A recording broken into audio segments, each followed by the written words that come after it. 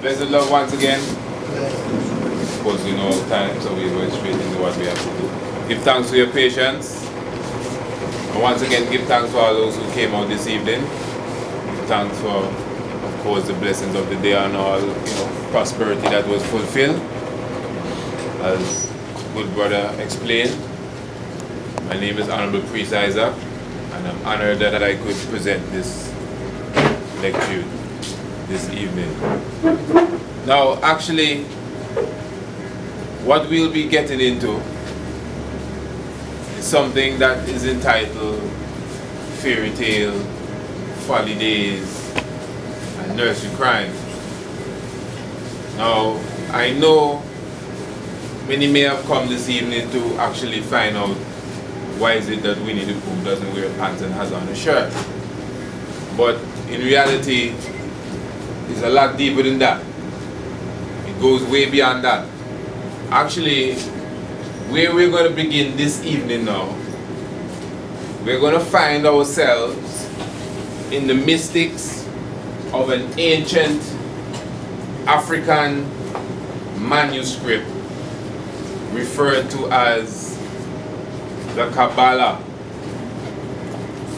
Now, just like how it is spelled, Kabbalah, an ancient African manuscript which was said to be from the ancient kingdom of the Nubians.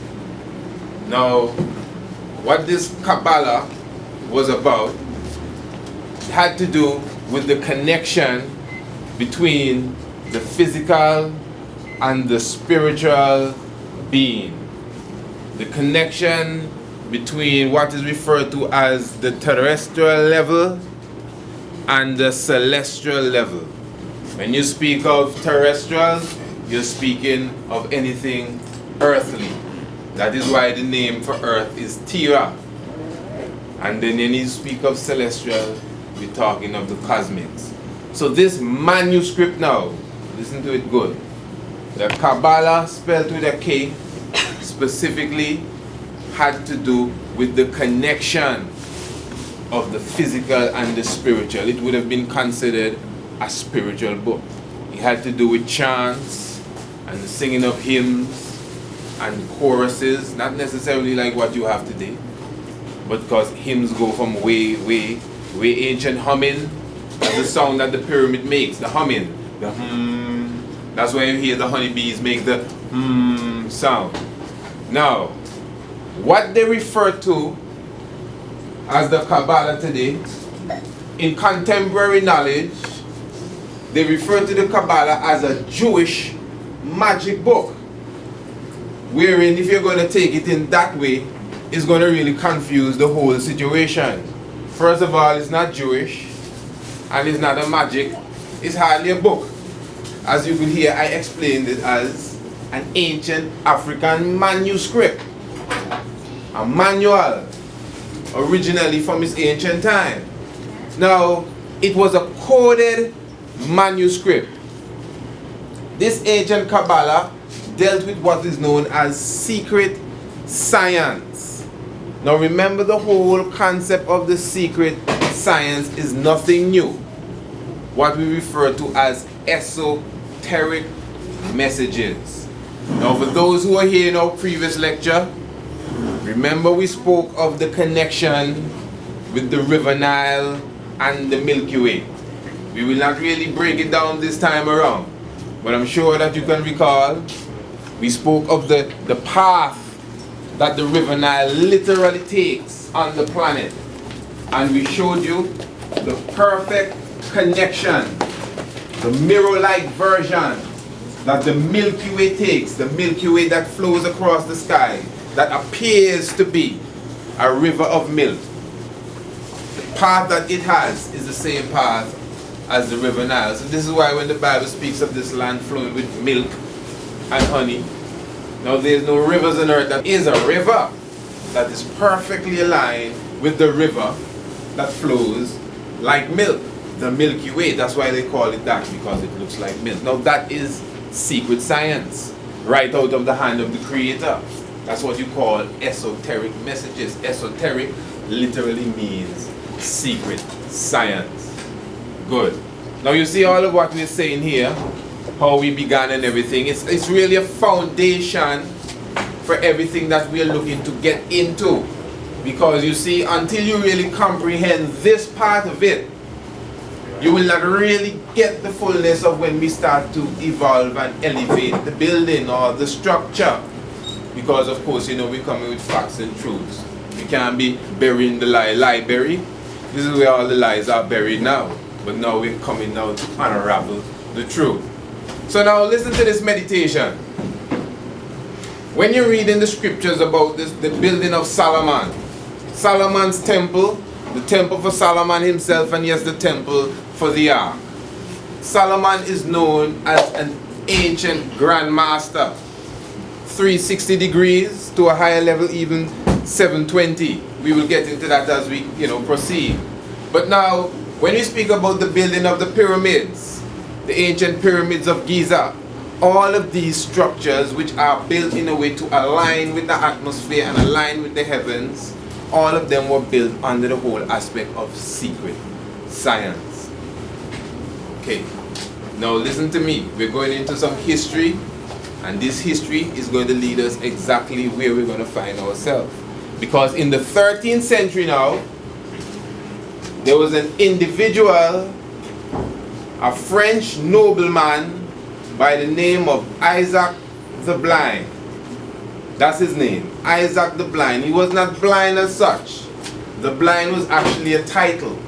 It did not mean that the individual could not see. This is a coded thing, and that is something we'll also get into. Now what Isaac the Blind did, he actually got a copy of what is known as the Kabbalah, this ancient Kemetic Ethiopian manuscript that dealt with the cosmic connection and the esoteric secrets that I've been telling you about, deep mathematical symbols and all of these different things. This is what the Kabbalah dealt with. It was a very small and flat manuscript, but yet still, remember, it was coded, so it did not need to be very big. It appeared light, but it was extremely heavy. So what Isaac the Blind did now, he actually translated the Kabbalah into his language. As I said, he was a French nobleman. Now there were 9 monks that retrieved his translation from him, and these 9 monks took that Kabbalah that was translated by Isaac the Blind, and they studied the rituals within the Kabbalah. Remember, this Kabbalah is going back thousands of years BC. And now in the modern time, because this is relatively modern time, in the 1200s, 1300s, this is where we are, AD, follow our history timeline. So these 9 monks now, after getting the book, the Kabbalah from Isaac the Deaf, no, Isaac the Blind, stay with me. Look at you.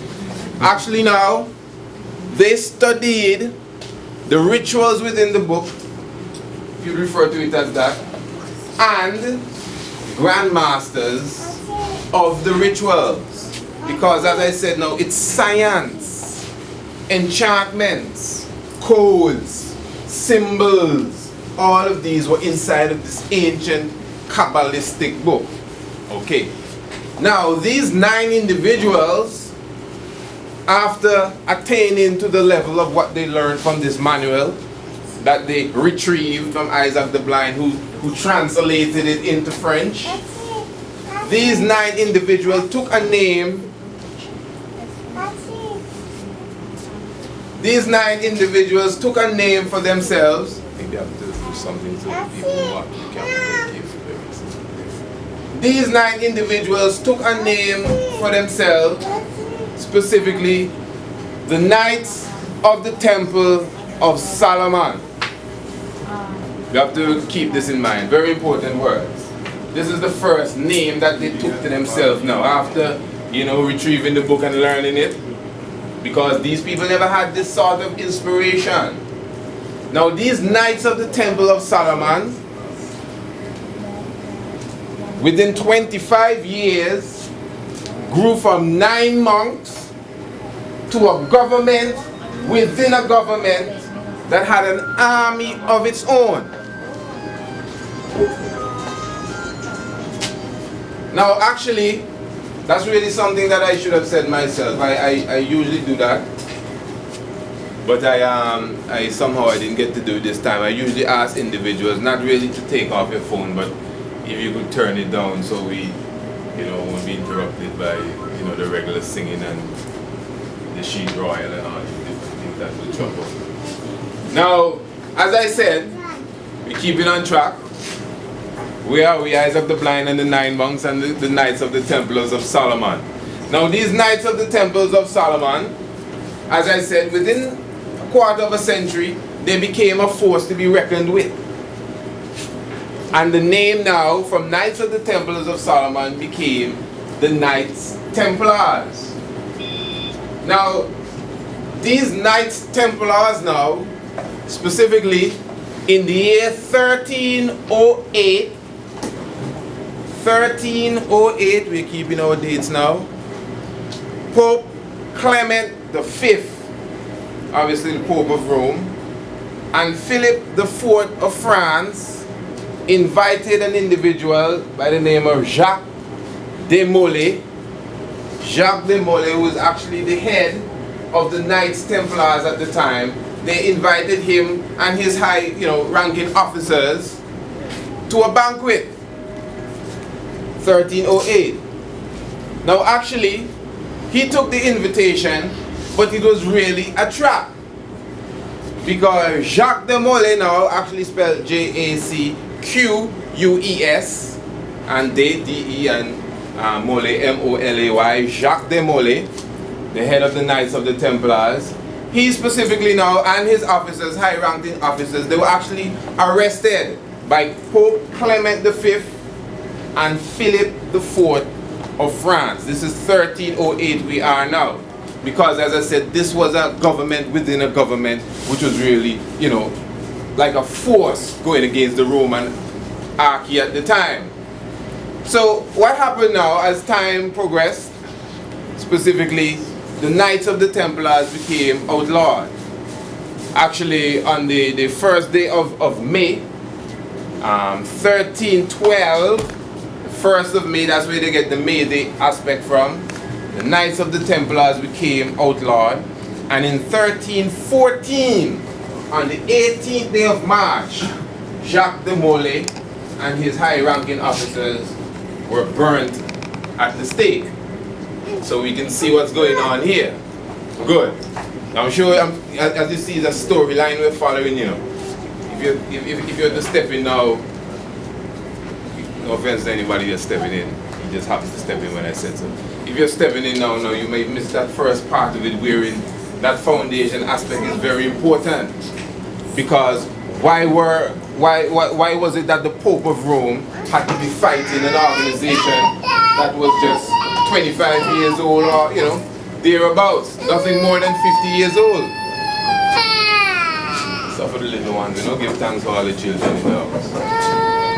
And majesty. So now, when we look at this situation, the Knights of the Templars actually became refugees, outcasts, and they actually ran, but they got refuge. Some of them went to what is referred to as the island of Malta, where you get the Knights of Malta, if you've ever heard that term, while others, the majority of them, actually took refuge in Scotland. And they took refuge under an individual by the name of Robert the Bruce, who was the King of Scotland at the time. So you see, we use many different names. These names are very important to remember, because we're going to address them and revisit them as we continue. Very important. So Robert the Bruce now, King of Scotland, took it upon himself to go against the ruling power of that day, which was the Pope of Rome, and he, yes, took in the Knights of the Templars, who were running for their very lives. Yet still they were a strong army. That's why they could hold out for some 5-6 years. From the time Jacques de Molay was arrested, it took some 5-6 years before they killed Jacques de Molay. And they actually burned him to the stake as like a desperate move, because the Knights of the Templars were that sort of organization. They had that power that they could be fighting against the Roman Church of that day. It wasn't no Boy Scout business, you know. It was a serious war. So now, comprehending all of this, something specific happened. When the Knights of the Templars now went to Scotland, again they changed their name. And this is very important. These people are known for changing their names over and over. Very, very important. They changed the name to what is now, they refer to at the time, the Free and Accepted Society of Masons. Free and Accepted Society of Masons. Then it eventually became the Free and Accepted Masons, Freemasons, Masons, large fellows. Now, outside of all of this came from the Skull and Bones to the Illuminates to the Rosicrucian, which is very popular. Many different organizations that go under the heading of the umbrella of the ancient Freemasonry. From the Knights of the Garters and all of these organizations, when you do your research on them, you'll see. Now, the main point here now is that these organizations, and specifically starting from the root, the Knights of the Templars, was not just a club. It's not just a society as such. It was a secret society. This is actually the main point. It is an organization that dealt with secret messages. Nothing is up front. Everything is underneath, subliminal. Everything you have to read between the lines. Just the book that itself, the manuscript, where they got their foundation, which is an ancient manuscript itself, was a secret coded manuscript. The Kabbalah. That's why we started at the Kabbalah. Even this makeup, Kaaba, which is the ancient Kemetic term for the balance, Kaaba, the spirit and the physical, the soul, Kaaba. That's where even you get that term, the Kaaba stone. Kaaba and still Allah is right there in the word Kaaba Allah, Kabbalah. Now you would see it spelled differently, sometimes with a Q, even with two Q's. A capital Q and then a common Q. That's the Jewish magic book, where in the ancient Kabbalah now is an African manuscript. So, also now we're still following history here. Because after going to Scotland, and after becoming the Free and Accepted Society of Masons, just like politics today, the politics of the day in that time made the same Free and Accepted Masons not accepted, because they had to go underground.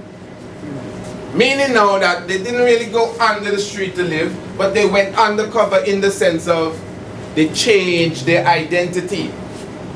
Now up to this day, many people are still trying to figure out what identity they picked up. Now, let's just look at it logically.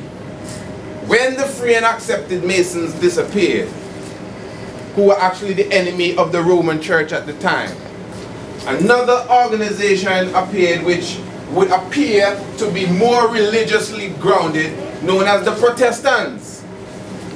From the Martin Luthers and not Martin Luther King, that's Martin Luther from Germany, and the Jean Wycliffe, that's Wycliffe Jean.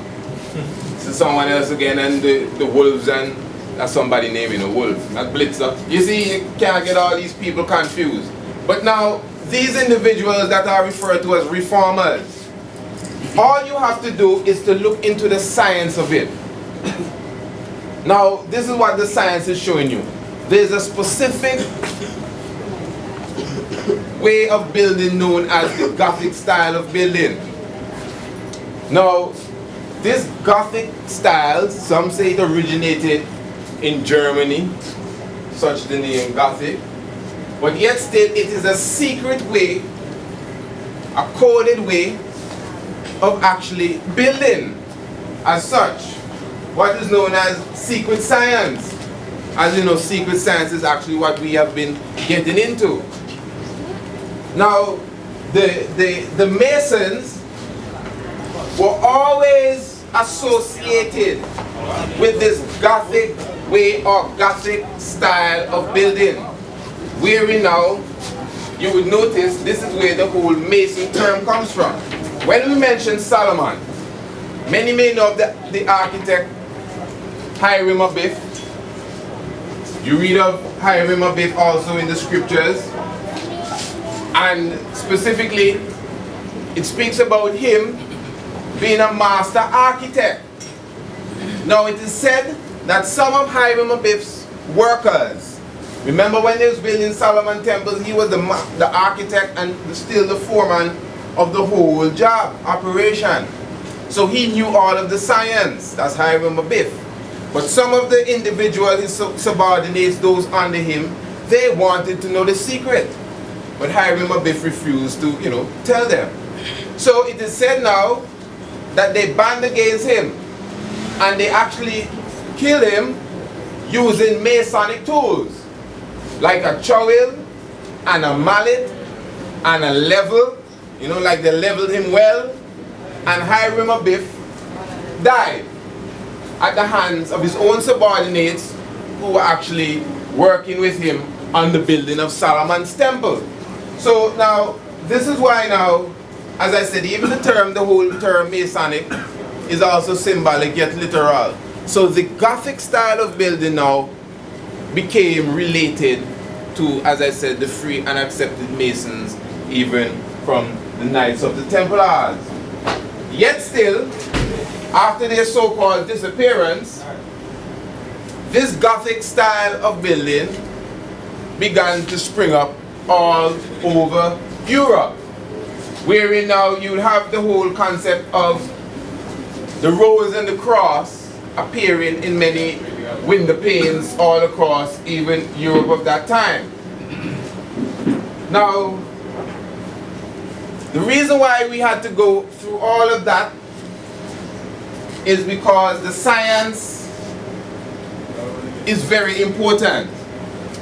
Because history alone would show us that within the history that has just given and the modern day time, there's a serious link that no one could really deny. Now, listen to this good. When you look on the finance, when it comes to economics, money. Now yes, this is a symbol that you see on the money, yes, the dollar bill, but I'm not even speaking of that yet.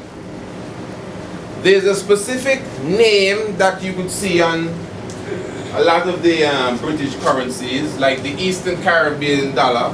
In fine print, you see a name, De La Rue.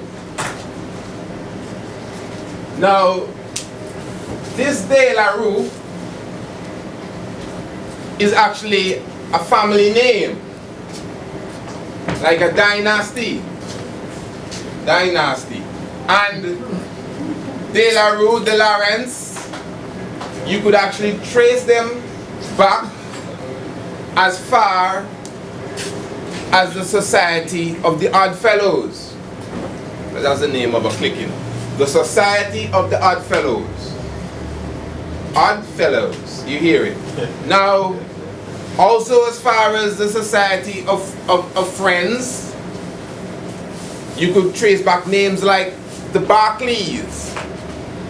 As far back as the Knights Templars itself, you could trace back the Rockefellers and the Rothschilds. I even saw a book in here speaking about that just this evening. Now, I mean, when you look into these names from that time, these names are still well and alive today in a lot of the different businesses, enterprises, but even more importantly than that, stamped right on the economics of the world. De La Rue in fine print. As a matter of fact, a lot of the money dispensing machines, the name brand on them is actually De La Rue, and they have an actual picture of the De Lawrence with his little pigtail behind when they used to wear wigs. You know that kind of style. We're gonna get to all of that, the wig wearing thing. Now, men wearing wig, you know, high justice officials, who's supposed to judge people and tell you who's going to jail or not, sitting up there with wigs on their head, with pigtails and bows. I tell you, they're representing the queen. But yes, now, when you look into all of these, as I said, a lot of these names from De Beers, the same roads, a lot of these names that are embedded in our society today, you can find them going back to the organizations that we were just speaking of. Very, very important, these secret societies. All right, good. Now, we know for sure that this emblem here, which is said to be the presidential seal, that's what they call it, the presidential seal. But it's not a seal, it's an eagle. You know what a seal is, isn't it? Like a sea lion? A seal, okay, good. Now, actually now, this presidential eagle or seal, as I said, is also seen on the dollar bill. Now, within the whole scope of this, being one of the emblems of the founding fathers, as many I'm sure would already know, there are a lot of codes within that, specifically even with the number 13 alone. Because we know that we've been always taught that this 13 is such an unlucky thing. Wherein now, of course, we know Christ and his 12 disciples are even 13, which corresponds now, yes, 12 zodiac signs in contemporary knowledge, but they are actually 13 zodiac signs. This is not your horrible scope now. This is the true zodiac movements of the sun and the heavens. You know, we're actually going to be giving a lecture this Sunday, specifically at 5 in the afternoon at Maria's by the Sea. And that lecture will be entitled Ecliptic, the Heavens Declare the Glory of God, where we'll be going through now the whole aspect of the God's message in the heavens, the movements of the sun and the stars and the planets, showing you biblically, yet still astronomically, not astrologically, astronomically, that the movements of the heavens, which is the oldest writings, if you could read and comprehend it, shows you all that you need to know from the coming messiahs to anything else you need to comprehend. So we'll be doing that lecture and we'll speak about that even as we comprehend or as we move. But as we deal with the heavens, even the moon in its cycle is 13 times per year. That's why the year really has 13 months. From the ancient time, even down to Jacob and his 12 sons is 13. And even within the 12 sons and the 12 disciples, apostles, you still have the woman present, which still always bring it to 13 again. This number which is so unlucky. You know, you got to keep away from this number. It's not right, Friday the 13th and all of these things. Now, within the presidential seal itself, the eagle, you'll notice that in the left talon of the eagle still, the arrows that the eagle carry is the number 13, wherein the talon is his claw. And in the right talon or the right claw, the olive branch actually has 13 leaves and 13 berries, olive berries. And even down to the stripes on the chest of the eagle, you will notice that there are also 13 stripes. When you follow the mystic as well, even above the eagle's head, the constellation of stars, showing forth 13 stars to make that 6-pointed symbol, which is a symbol of 2 pyramids, inverted and exverted.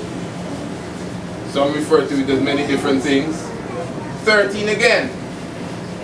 Now, as I said, within that whole aspect, even down to the tail feathers that you see 9 there now, originally it was 13. Now, all of these things are symbolic, you know, nothing really happens just for fun. But now, within the whole mystic and also even the beak, the eagle had a scroll in his mouth, 13 letters, just like Annuit Corpus, 13 again, which really means our enterprise is a success. But now, obviously, you would know for sure that this emblem now, which was originally the rear part or the back side of the seal, this emblem now is an ancient Kemetic pyramid. This is a copycat version of the ancient Pyramid of Giza, which is an ancient scientific monument, like what people like to refer to as a Bible in stone. It's a coded message of the whole creation and cosmic in stone. That's the pyramid. We could do a lecture on the pyramid by itself. But yet still, even this pyramid, and yes, let me say something about the pyramid too. It's very, very important that you get a good comprehension of it.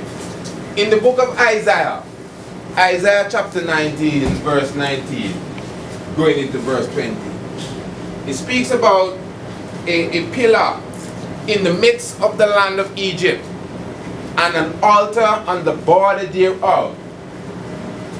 And it says that this specific pillar and border will be a witness unto the Lord in the land of Egypt. Now, of course, Kemet, the place they call Egypt today, is really divided into two. You have Upper and Lower Kemet, or Upper and Lower Egypt.